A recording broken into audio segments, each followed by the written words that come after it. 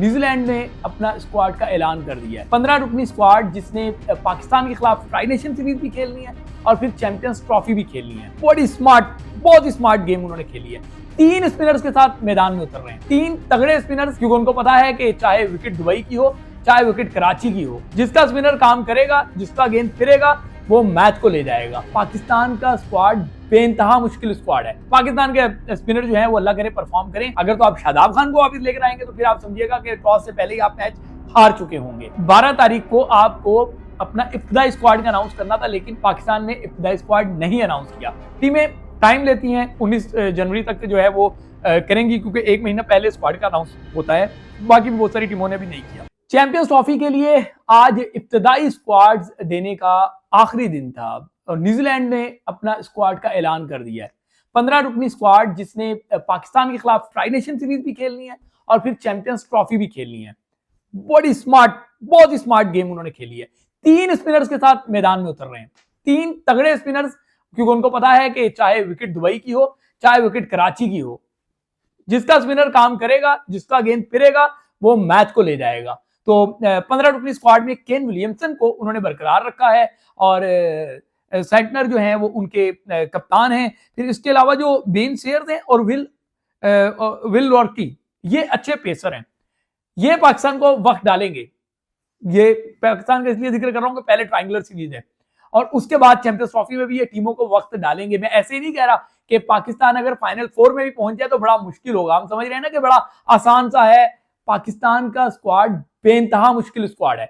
वहां पे इंडिया है, वहां पे न्यूजीलैंड है और बांग्लादेश भी आपके गले पड़ जाएगा। बांग्लादेश को भी इतना आसान ना ले। ऐसी विकेटों पे बांग्लादेश का स्पिन का जादू सर चढ़कर बोलता है। पाकिस्तान के स्पिनर जो है वो अल्लाह करे परफॉर्म करें। अगर तो आप शादाब खान को वापस लेकर आएंगे तो फिर आप समझिएगा कि टॉस से पहले ही आप मैच हार चुके होंगे। बड़े आज देखिए ना कि 12 तारीख को आपको अपना इब्तिदाई स्क्वाड का अनाउंस करना था, लेकिन पाकिस्तान ने इब्तिदाई स्क्वाड नहीं अनाउंस किया। टीमें टाइम लेती हैं, 19 जनवरी तक जो है वो करेंगी, क्योंकि 1 महीना पहले स्क्वाड का अनाउंस होता है। बाकी भी बहुत सारी टीमों ने भी नहीं किया। अगर हम उनकी स्क्वाड को ओवरऑल जाकर देखें तो जैसे मैंने आपको कहा कि सेंटनर वहां पे मौजूद है और अच्छा खेलना जानते हैं। फिर वो उसको टिम लेथन को वो लेकर आए हैं, क्योंकि वो बॉलिंग भी कर लेता है और जो है ना स्वीप अच्छा खेलता है, तो इसलिए उन्होंने उसको स्क्वाड में रखा है। इसी तरीके से रविंद्रा है वहां पे, आप जानते हैं किस तरीके से वो फैंटी लगाना भी जानता है। इंडिया में जो वर्ल्ड कप हुआ था, मेरे ख्याल से सबको याद होगा कि किस तरीके से उसने वहां पे जो है वो परफॉर्म किया था। इसी तरीके से ब्रेसवेल कहते हैं, वो डिस्ट्रक्टिव जो है खिलाड़ी हैं, किसी भी ओपोनेंट को कभी भी जो है वो बिल्डोज कर सकते हैं।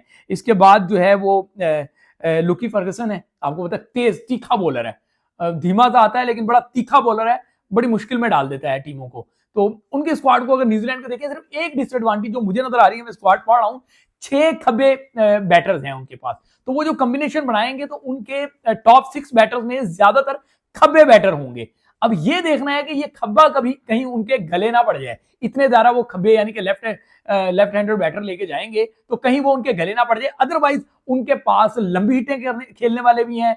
मैच को चलाने के लिए केन विलियमसन जैसा बैट्समैन जो है वो मौजूद है और इसके अलावा उनके पेसर्स भी तगड़े हैं और स्पिनर्स तो उनके हैं ही। सबको ही पता है कि ये जो कप्तान है सेंटनर, ये किस तरीके से पाकिस्तान के हमेशा गले आता रहा है। 1-2 मरतबा पिटा भी है लेकिन ज्यादातर जो है ना वो गले आता रहा है।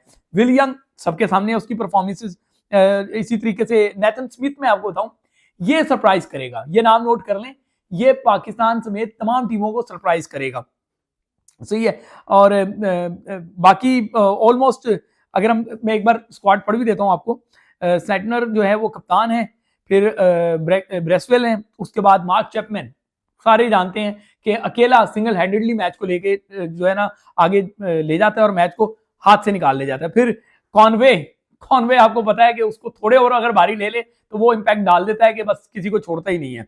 उसके बाद फर्गसन का मैं आपको बता चुका हूं। मैट हेनरी स्मार्ट बॉलर है, उसको पता है कि चैनल बॉलिंग कैसे करनी है और कैसे जो है वो किसी को भी मुश्किल में डालना है। तो इन विकेट्स पे भी वो अच्छा खासा मुश्किल क्रिएट करता है। फिर टॉम लैथम की मैं बात कर रहा था। टॉम लैथम जो है वो अपोनेंट के लिए हमेशा भारी पड़ता है। ये बहुत ही स्मार्ट उन्होंने अपना स्क्वाड जो है वो अनाउंस किया है। डैरल मिचेल को देखें, सबको ही पता है कि डैरल मिचेल जो है वो जब मिडिल ऑर्डर में आता है टीम जिस भी पोजीशन में हो वो बारियां लेके जाता रहता है। और अगर मैं गलत नहीं हूँ, मुझे याद है पाकिस्तान के खिलाफ उसकी बैक टू बैक सेंचुरी भी उसने गालिबन स्कोर की थी। फिर फिलिप्स है, रोरकी है, सचिन रविंद्रा है, ऑलमोस्ट बहुत ही तगड़ा स्क्वाड है। देखते हैं कि पाकिस्तान इस तगड़े स्क्वाड से पहले ट्रायंगुलर सीरीज में कैसे निपटेगा, फिर जाके पाकिस्तान उसके खिलाफ चैंपियंस ट्रॉफी के राउंड मैचेस में किस तरह उनको फेस करेगा।